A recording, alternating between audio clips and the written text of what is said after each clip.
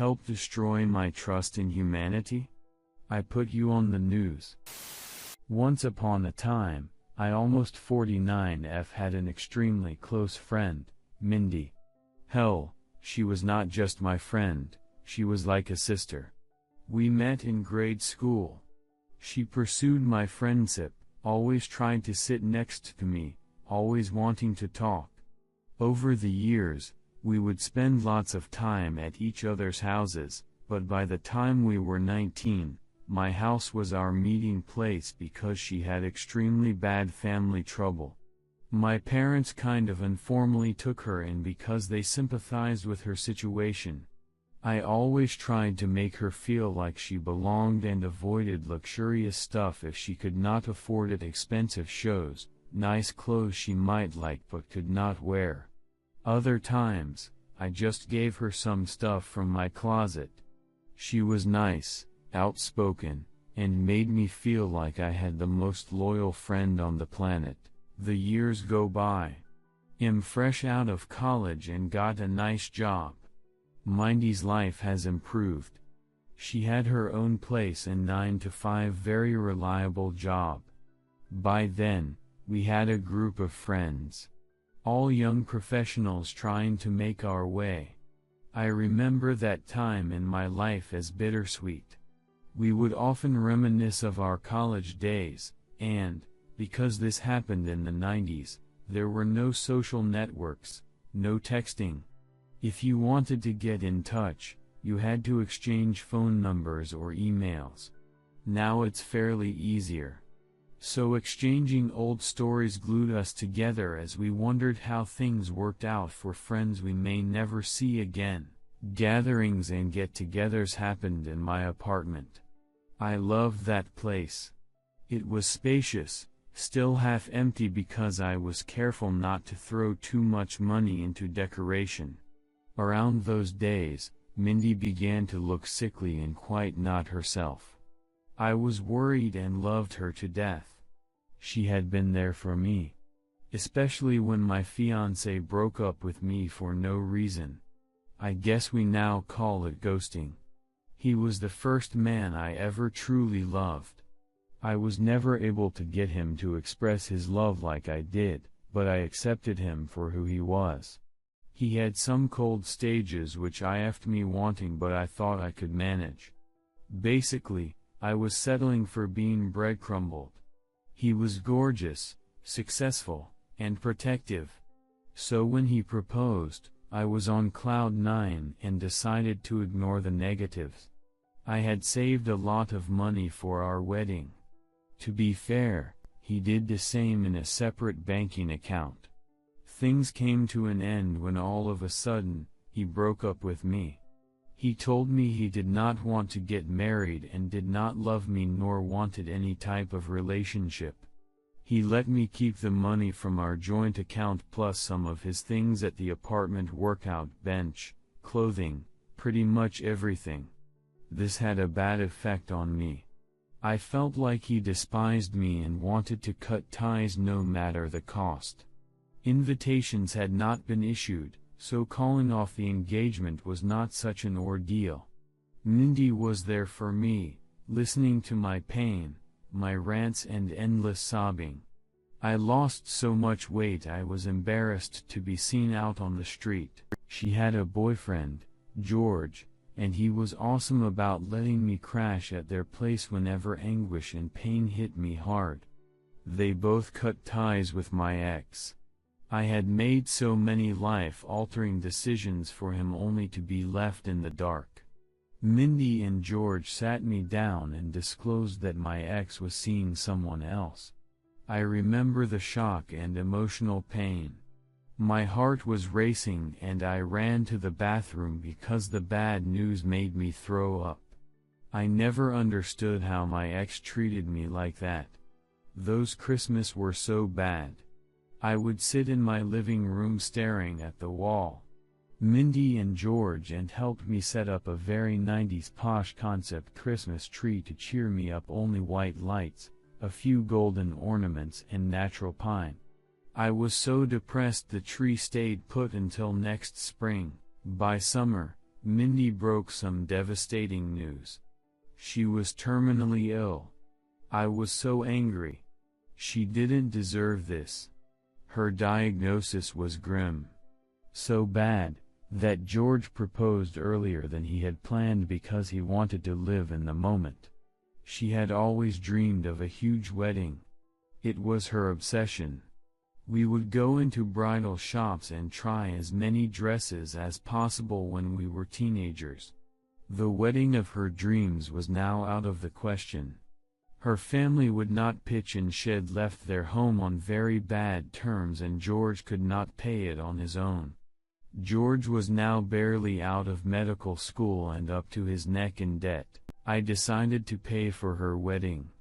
It would be a small event, but I would make sure the decorations and her dress were as dreamy as she had always wanted. I still had the money I had saved for my wedding, and as financially risky or stupid as it may have sounded back then, I was sure those final days with Mindy would be worth gold when she was gone. Her illness made me realize there are worse things in this life other than being unceremoniously dumped by my ex. I threw myself into it. I was also happy and hopeful, as Mindy was able to go to her chemo sessions by herself without becoming too sick. She also looked much better than other patients. Our group of friends also helped her a lot. There was not a day when someone would not bring her groceries or help pay for a random utility bill as she was now out of work. I had initially offered to help her set up a better health insurance plan, but she declined pay attention to this. More on this later. So I decided not to intrude and give her the fairy tale wedding, or as close to it that I could, that she wanted. She had picked a nice rental dress and tiara. The florist was to accommodate her taste and create an indoor garden. The venue would be my apartment. The baker had been retained for a 6-tier wedding cake. There would be 35 people. With tables, an aisle and a musician to play some music. We could not do the loud disc jockey thing. Now, back to the insurance issue. My first job was as a junior sales executive for a health insurance company. There was a legal dispute against another insurer and I was called in by the court to be a witness. As I was getting cleared to enter the building, I saw my ex. My stomach churned. I immediately thought courtroom wedding. By the time I reached for the elevator, he had already vanished. That messed up my day. I relived the lack of closure all over again. I could not let it go. I contacted a good friend who I knew was doing her law internship at the court district. She helped me by checking any legal records regarding my ex. No court wedding. I was relieved. I know it sounds silly, but there was a fraud claim and he was the plaintiff. I didn't make much of it, but it was strange. He was very smart and getting screwed out of his money sounded too uncharacteristic. I still wanted to help Mindy and tried to set her up with a good insurance plan. I knew it was difficult given that companies treat terminal patients as money-dumping risks. I pleaded with my old boss and he searched her name, but she was not in the company database. Maybe she was using a different insurer, but that was odd because she clearly told me what her insurance company was. I felt guilty because I was kind of snooping. Things were normal for a month, until my friend at the courthouse broke some disgusting news. The defendant in my ex's lawsuit was my best friend, Mindy. She asked me if I knew anything about it. I had no idea or clue. She then disclosed that the case had become popular gossip among courtroom clerks because my ex had fallen for a complicated Cupid scam. As it turned out, Mindy and my ex had an illicit love affair behind George's back and mine. It spanned a full year. And she was not out of work. She had been fired for embezzlement and larceny, stealing from an employer.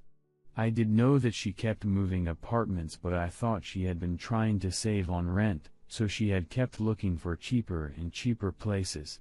She moved around towns in the same city.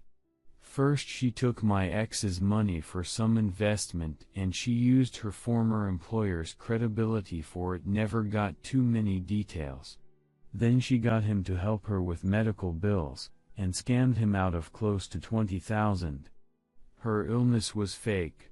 I avoided her for a week. I hired a pie to help me get whatever I could, without much hope as their affair had ended. The pie managed to help me get some closure. His name was on her lease for a small studio. Everyone in the building thought they were a couple. It was their love nest and it was 2 hours away. I never suspected anything.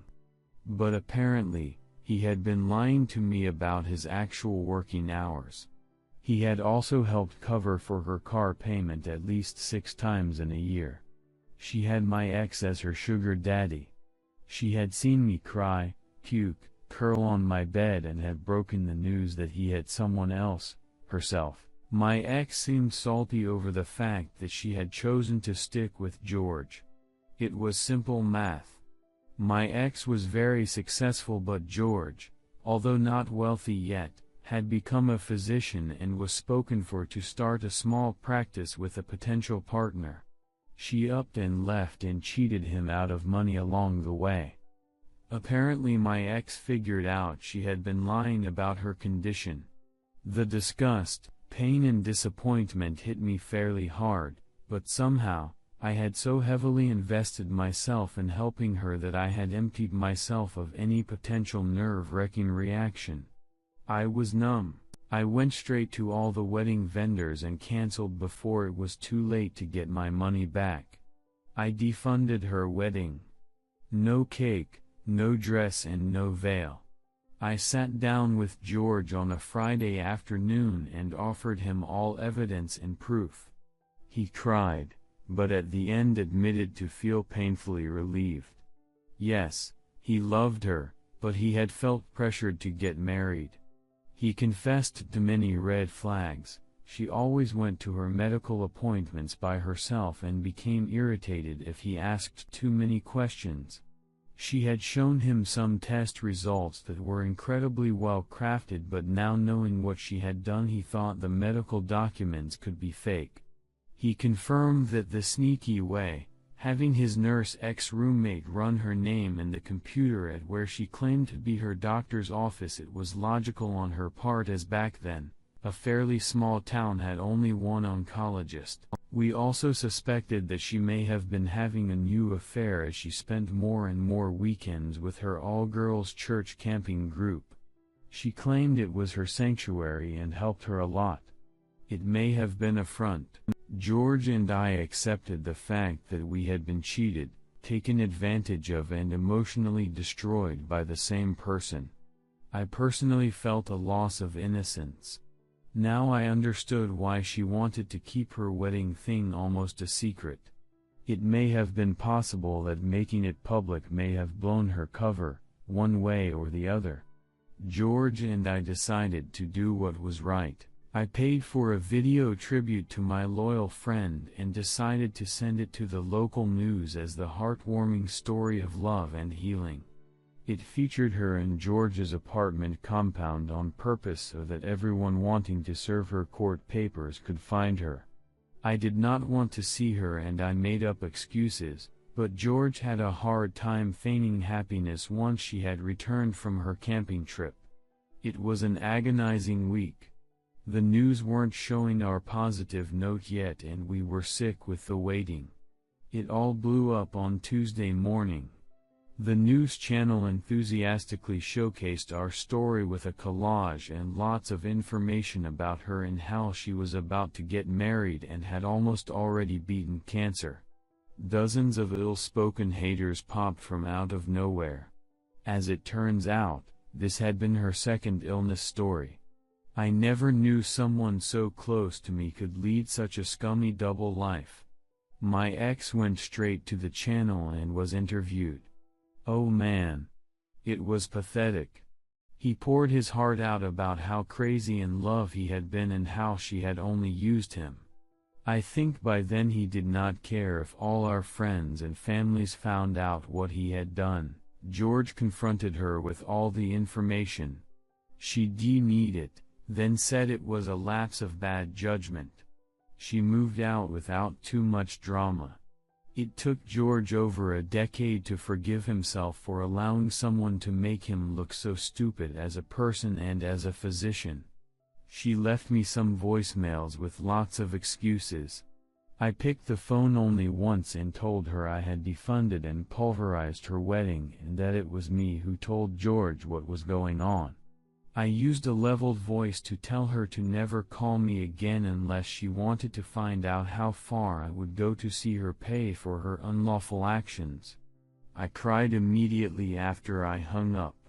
It was so surreal. George and I slowly found normality. But it took some time.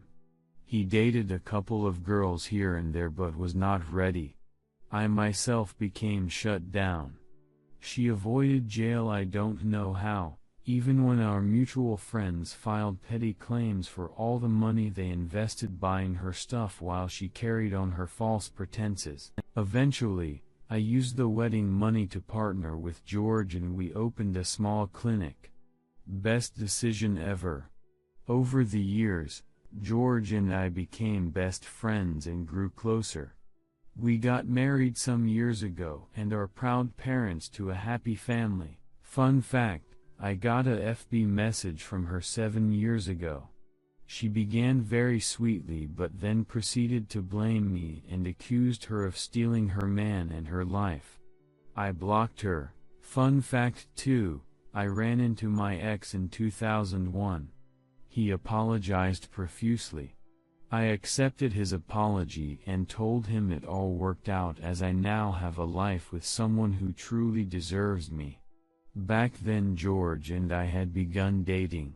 Fun fact 3, Mindy avoided doing time for her deeds back then, but was prosecuted for setting up crowdfunding for a fake cause and stealing from an elderly person. Edit, thanks to all of you who have shown so much love and support. I had no idea this would gather so much attention. To the kind person who reached out thinking I'm depressed, thanks but I'm not. This was way long ago pre-1997. Mindy has become a common joke between me and my husband. Every time we do something crappy to each other, we use her name. Like when he eats my ice cream or when I forget to get gas.